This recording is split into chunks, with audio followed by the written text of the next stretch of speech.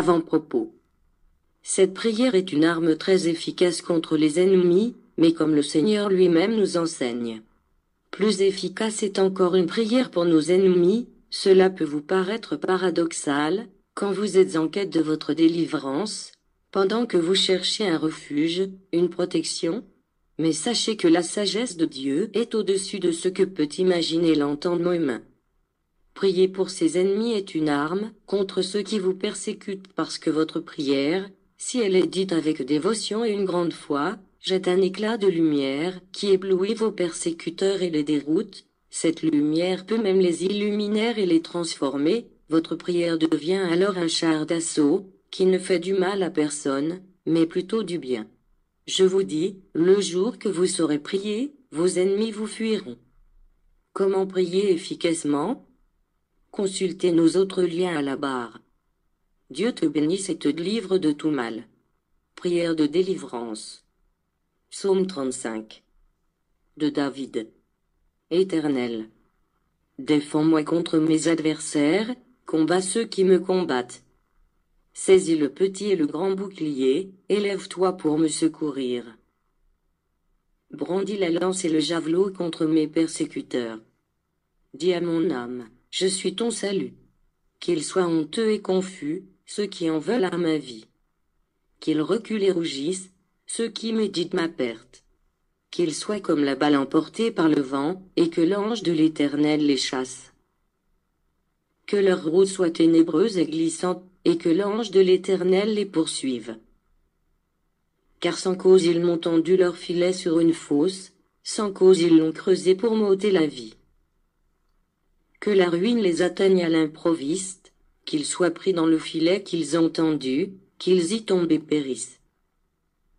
Et mon âme aura de la joie en l'Éternel, de l'allégresse en son salut.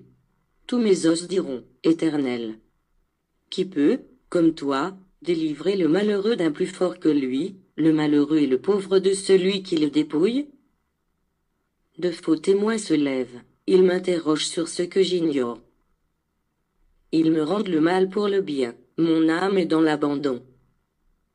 Et moi, quand ils étaient malades, je revêtais un sac, j'humiliais mon âme par le jeûne, je priais, la tête penchée sur mon sein. Comme pour un ami, pour un frère, je me traînais lentement, comme pour le deuil d'une mère, je me courbais avec tristesse. Puis, quand je chancelle, ils se réjouissent et s'assemblent, ils s'assemblent à mon insu pour m'outrager, ils me déchirent sans relâche. Avec les impies, les parasites moqueurs, ils grincent des dents contre moi. Seigneur, jusqu'à quand le verras-tu? Protège mon âme contre leurs embûches, ma vie contre les lionceaux. Je te louerai dans la grande assemblée, je te célébrerai au milieu d'un peuple nombreux. Que ceux qui sont à tort mes ennemis ne se réjouissent pas à mon sujet, que ceux qui me haïssent sans cause ne m'insultent pas du regard. Car ils tiennent un langage qui n'est point celui de la paix, ils méditent la tromperie contre les gens tranquilles du pays. Ils ouvrent contre moi leur bouche, ils disent « Ah! Ah! » Nos yeux regardent. Éternel, tu le vois. Ne reste pas en silence. Seigneur, ne t'éloigne pas de moi. Réveille-toi, réveille-toi pour me faire justice.